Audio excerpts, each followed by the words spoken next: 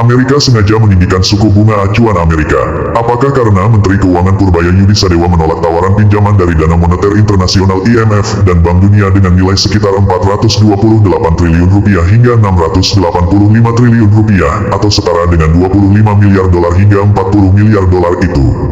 Penguatan dolar AS hingga menembus level 17.800 rupiah terjadi karena derasnya arus modal keluar, capital outflow akibat tingginya suku bunga acuan Amerika Serikat yang direncanakan dan alasan ketakutan terhadap ketidakpastian geopolitik global.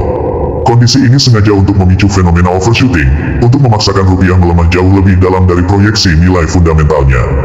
Ketakutan asing termasuk Amerika terhadap kekuatan ekonomi Indonesia sehingga mereka sengaja membuat kepanikan terhadap investor di Indonesia. Faktor utama yang menyebabkan kondisi ini antara lain. Pertama, sengaja menerapkan sentimen Bank Sentral AS, The Fed. Ekspektasi pasar terhadap pemotongan suku bunga The Fed memudar-bukan akibat inflasi di AS yang persisten. Pihak Amerika mengatur semua ini agar investor global lebih memilih memindahkan dananya ke aset aman safe haven seperti dolar AS. Kedua, memanfaatkan geopolitik global. Konflik internasional dijadikan alasan sebagai ketidakpastian ekonomi Indonesia untuk tujuan mendorong fenomena risk-off, agar modal asing keluar dari pasar negara berkembang emerging markets termasuk Indonesia. Ketiga, agar permintaan falas domestik meningkat.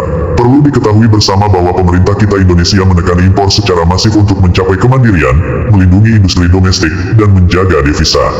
Langkah ini sangat ditakuti oleh mereka yang tidak rela Indonesia mencapai kemandirian. Dan ketahuilah bahwa terjadi tekanan rupiah jika terjadi siklus musiman seperti tingginya permintaan valuta asing untuk repatriasi dividen dan kebutuhan impor. Namun kenyataannya adalah kita saat ini Indonesia menekan impor dan fundamental ekonomi kita masih aman. Ingat, fundamental ekonomi kita masih kuat dibandingkan negara lain. Namun apa tujuan mereka pihak asing dan pihak tertentu dalam negeri itu dibalik menekan rupiah yang tidak masuk akal? 1. Untuk tujuan menekan sektor energi, BBM kita. Karena pemerintah kita saat ini menargetkan untuk menyetop impor BBM dalam 2-3 tahun ke depan.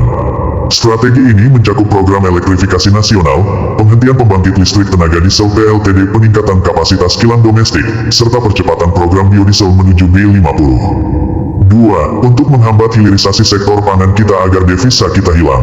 Karena pemerintah kita saat ini mengurangi ketergantungan impor pangan seperti beras, gandum, dan daging dengan memperkuat produksi dalam negeri, diversifikasi pangan lokal, dan memberikan insentif langsung kepada petani nasional. Indonesia telah menekan impor barang konsumsi secara signifikan dan berupaya mengoptimalkan lahan pertanian kita sendiri dan ini sangat tidak disukai pihak asing dan yang suka impor. 3. Untuk tujuan menekan kebijakan pembatasan dan TKDN kita. Pemerintah kita saat ini melakukan pengetatan aturan dan penghapusan mekanisme kuota yang menghambat, sekaligus mengoptimalkan penggunaan komponen dalam negeri TKDN untuk menumbuhkan industri manufaktur lokal. Poin tersebut sangat ditakuti oleh pihak asing termasuk Amerika dan pihak tertentu dalam negeri jika pemerintah kita menyelesaikan dengan baik dan sukses. Ketiga, untuk mengganggu psikologi pemerintah kita agar terjadi ketidakmampuan penyerapan risiko eksternal.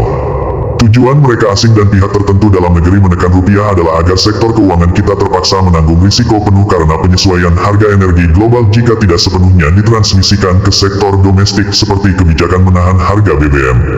Sehingga salah satu tujuan utama mereka pihak asing itu untuk melemahkan rupiah dengan sengaja saat fundamental ekonomi kita dalam keadaan masih aman adalah agar APBN kita diharuskan menanggung beban kompensasi dan subsidi energi yang sangat besar jika harga minyak global melambung tinggi.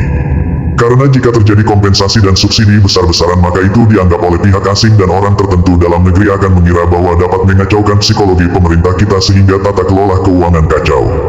Dan perlu kita semua ketahui bahwa tujuan lain dari kesengajaan pihak asing menekan rupiah, agar pemerintah kita terpaksa mengimbangi pelemahan nilai tukar dan menjaga stabilitas sistem keuangan, dan tujuan mereka pihak asing itu agar Bank Indonesia merespons dengan kebijakan suku bunga yang lebih tinggi. Jika suku bunga yang tinggi ini menaikkan biaya kredit dan menekan likuiditas di pasar keuangan dan perbankan maka dapat mengacaukan daya beli rakyat. Inti dari tujuan pihak asing itu menekan rupiah saat fundamental ekonomi kita dalam keadaan aman adalah agar ekonomi kita rusak dan hilirisasi kita terhambat. Apakah pihak mereka asing itu termasuk Amerika sangat yakin dengan kebijakan mereka yang dengan sengaja melemahkan rupiah? Untuk meredam gejolak ini, pemerintah bersama Bank Indonesia terus melakukan intervensi terukur, termasuk aksi pembelian di pasar obligasi, bond stabilization, untuk menahan kenaikan imbal hasil yield. Dan strategi lainnya sudah disiapkan oleh pemerintah untuk tetap menjaga pertahanan ekonomi kita. Namun kita minta kepada Pak Menteri Purbaya agar Bank BI tidak bekerja di luar kebijakan pemerintah.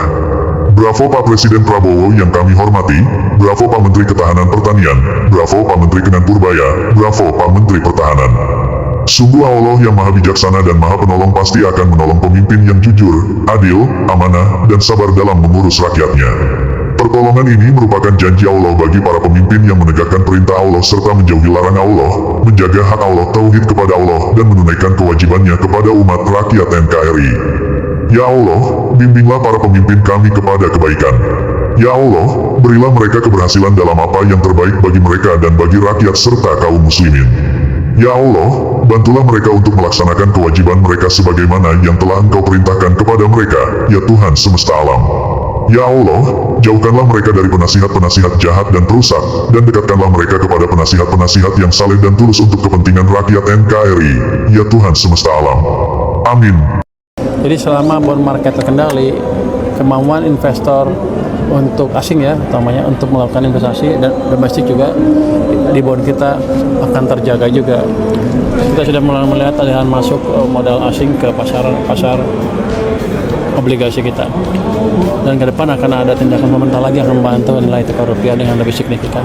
Oke. Ya? 17.800 masih bisa angka pastinya berapa? Masih lah. Kan ekonomi bagus. Ini terjadi ketika fundamentalnya bagus. Sebetulnya nggak masuk akal. Saja melemah itu kalau ada gangguan di fundamental ekonomi.